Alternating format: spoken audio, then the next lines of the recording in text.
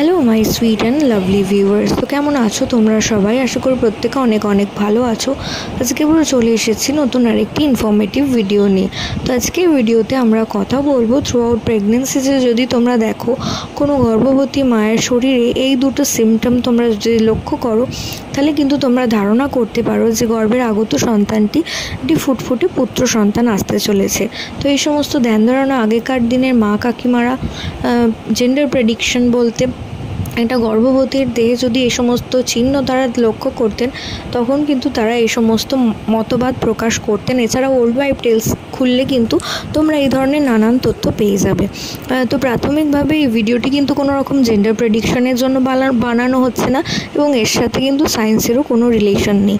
তো প্রাথমিকভাবে যদি তোমরা দেখো কোনো গর্ভবতী মা 1-2 ঘন্টা পরপরই তার খিদের পরিমাণ অর্থাৎ খাবারের প্রতি চাহিদা অনেক বেড়ে গেছে এবং কিছু ঘন্টা পরপরই তার প্রচণ্ড পরিমাণে খিদে পাচ্ছে, তো সেক্ষেত্রে ধারণা করা হতো আগেকার দিনে যে গর্ভের সন্তানটি একটি ফুটফুটে পুত্র সন্তান আসতে চলেছে।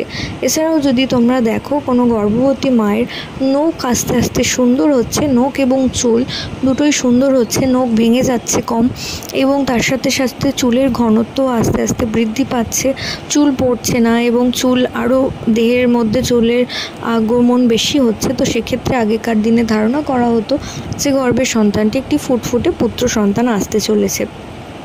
তো এর সাথে যেহেতু কোনো সায়েন্স রিলেশন নেই, তোমাদের সাথে যদি দেখো এই দুটো সিমটম মিলছে, তো তোমরা ধারণা করতে পারো অবশ্যই গর্ভের সন্তানটি একটি ফুটফুটে পুত্র সন্তান আসতে চলেছে।